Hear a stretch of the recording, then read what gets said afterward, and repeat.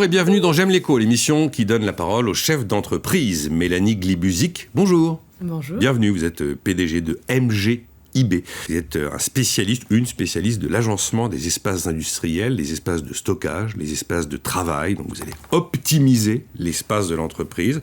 C'est vraiment le cœur de la chaîne logistique. Vous allez appréhender les volumes, finalement créer de la place avec le même foncier. Est-ce que j'ai bien expliqué ce métier d'agenceur d'espace professionnel? Tout à fait, Nicolas. Notre métier consiste en effet à aller à la chasse au mètre carré et à la chasse à l'optimisation des flux physiques en entreprise. Donc toute la partie supply chain, en français chaîne d'approvisionnement, qui consiste à travailler l'ensemble de l'entrée en approvisionnement jusque la partie expédition, tout en travaillant également les flux dans la transformation et l'assemblage des pièces diverses. Vous allez venir dans mon usine, mon entrepôt, et regarder comment tout ça est organisé. Et imaginez comment on peut faire différemment, peut-être, je ne sais pas, en mettant des rayonnages, peut-être en bougeant certaines machines ou en créant des cloisons pour que tout soit beaucoup plus efficace et en gagnant de la place. Tout à fait. Alors en fait, la magie de cet environnement consiste à pouvoir rentabiliser l'entreprise actuelle en travaillant son aménagement existant et en revoyant complètement les flux, en revoyant la volumétrie et en revoyant également les règles de logistique interne qui ont été mises en place donc sur le système d'information également. C'est tout un ensemble qui permettra ensuite de générer du gain en termes de temps et de surface. Vous allez concevoir ce que vous allez venir installer chez moi, vous allez venir l'installer, vous allez vous occuper de tout. Exactement. Architecte d'intérieur en aménagement d'espace industriel. Donc c'est des usines, des entrepôts principalement. Je vous ai assez peu dans les bureaux, assez peu dans le tertiaire, enfin j'imagine. Tout à fait. Pourquoi ? Parce que le tertiaire, en termes de valeur ajoutée, ils sont plus sur l'efficience, on va dire, de leur flux de documentation, leur système d'information, alors que là, nous, on vient vraiment toucher le flux réel, le flux existant, le flux physique, c'est palpable, c'est de la valeur ajoutée, on vient, on a de la marchandise, une palette entière, on la transforme et on la réexpédie sous différents éléments. Donc nous, on vient vraiment travailler les besoins de transformation de marchandises. Il y a vraiment un avant et un après MGIB et le client va s'en rendre compte, il va voir que tout va plus vite, que tout est plus efficace, qu'il a plus de place, qu'on se déplace plus facilement. Oui, alors en fait, on s'est rendu compte de par certaines astuces qu'on va réussir en effet à prendre en compte un environnement existant, à le retravailler, à replacer certains paramètres et ensuite derrière à se dire ok, on a réussi à optimiser l'ensemble des éléments. Et c'est sorti de quel cerveau cette idée de MGIB et ces solutions que vous allez mettre en application? Alors c'est venu progressivement de par mes diverses expériences dans le passé, donc on va dire une expérience assez hétérogène. Pourquoi ? Parce que j'ai pu voir plusieurs process dans pas mal d'entreprises différentes. J'ai commencé à l'âge de 16 ans dans l'industrie automobile, où j'ai déjà pu commencer à voir et à comprendre cet environnement qui est assez passionnant à mes yeux. Et suite à ça, j'ai assemblé plein d'idées, plein d'informations. Et vous allez construire votre offre. Et on a construit notre offre, tout à fait. Vous ne devez pas être très très nombreux à faire ça. Oui, alors aujourd'hui, notamment en 2021, avec la digitalisation et la tournure que prend notre entreprise en mettant en place des solutions de numérisation liées à ce process, on cherche à automatiser cette offre en pouvant apporter un algorithme qui permet justement de générer des hypothèses d'amélioration d'espace, de surface et de flux physique. C'est la première fois depuis qu'on discute que vous mettez des nouvelles techno et de l'algorithme dans quelque chose qui semble hyper physique et hyper concret. Alors, donc ça veut dire que vous avez toute une dimension techno en plus qui est venue s'ajouter à votre réflexion de l'espace. Tout à fait. Et qu'est-ce que vous utilisez comme outil ? Alors on est en train de le développer en interne. On a monté une équipe de dev recherche et développement qui travaille à la fois la simulation 3D et à la fois l'information, les KPI, donc les indicateurs de performance. D'accord.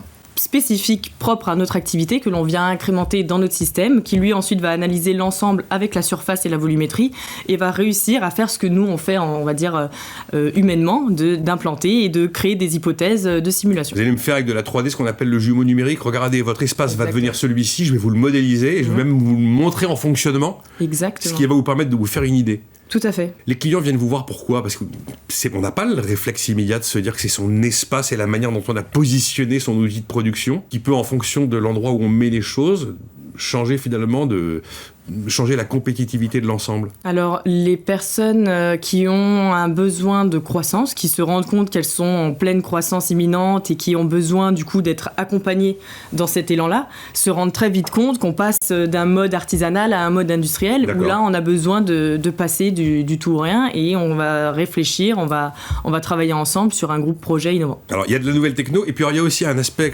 une question que je trouve assez passionnante parce qu'elle est finalement assez complexe, c'est le dernier kilomètre. Vous réfléchissez au dernier kilomètre. Oui. Plein de gens travaillent sur le dernier kilomètre. Quel est le domaine sur lequel vous vous concentrez sur cette question clé ? Alors en fait, l'idée qu'il faut comprendre, c'est que quand vous allez être dans une zone urbaine, vous allez être saturé en termes de place, oui. Et vous avez la possibilité, juste de par les personnes que vous connaissez de la logistique, par exemple, vous devez livrer, donc il y a des petites zones, des points clés où vous pouvez stocker votre marchandise en stock tampon. Et nous, aujourd'hui, on souhaite réfléchir sur la possibilité de faire en sorte que tout le monde puisse stocker des zones tampons près de chez soi du moment qu'il y a de l'espace disponible. Voilà, en fait, on est en train de vouloir faire un Airbnb dans le B2B. Moi, j'ai une question à vous poser sur le monde de l'entreprise, le monde de l'espace professionnel. Il a pas mal bougé avec Covid. Le télétravail, c'est pas une anecdote. La faible présence dans l'entreprise, c'est pas une anecdote. Alors peut-être que dans les éléments, ou en tout cas les sites sur lesquels vous intervenez, ça demandera toujours autant de présence humaine. Vous n'êtes pas en train de vous dire que vous êtes très lié finalement à un espace professionnel qui est peut-être appelé à se réduire? Oui et non. Dans le sens où, à un moment donné, quand on se rend compte que le e-commerce est en pleine expansion et qu'on a que plus 40% de chiffres en 2020 qui montrent en effet qu'on a des gros mouvements de marchandises, la logistique est de plus en plus saturée sur le territoire français. Donc c'est comme c'est là où vous intervenez, a priori. Et vu qu'on intervient sur cette zone-là, en effet, au contraire, on est apporteur de solutions. Aujourd'hui, on cherche à innover l'intérieur et à le partager avec d'autres personnes également. En fait, c'est le contraire que vous m'expliquez. Les changements structurels qui s'installent dans l'univers professionnel et dans les usages font qu'on a plus besoin de vous aujourd'hui qu'hier. Tout à fait, et nos outils technologiques sont de plus en plus en besoin et en besoin d'utilisation, étant donné que les personnes se retrouvent dans des situations où elles ont besoin de plus de flexibilité en beaucoup moins de temps. C'est-à-dire aujourd'hui, en un mois, on peut avoir des variations d'approvisionnement incroyables, on doit changer notre mode de production, on doit revoir tout notre système interne, et en un claquement de doigts. Avant, alors qu'avant, en un an, on avait une commande sur un an, tout allait bien, on était tranquille, on a l'habitude, ça fait 20 ans, c'est comme ça que ça fonctionne, et aujourd'hui, ce n'est plus le cas. Ben voilà, un changement structurel et un autre changement structurel. Mélanie Glibuzic, une dernière question sur le fait que vous êtes Made in France. Et j'ai l'impression, quand j'ai un peu regardé votre histoire, que vous y tenez. Vous tenez à ce label Made in France, vous tenez à cette qualité d'implantation sur le territoire français. Le Made in France, ça va au-delà de la partie approvisionnement. Ça touche également l'humain, ça touche également l'équipe de pose, ça va être nos équipes d'ingénieurs, ça va être toutes les personnes qui vont chercher à créer l'offre chez le client et à la mettre en application et créer de la valeur ajoutée chez nos clients.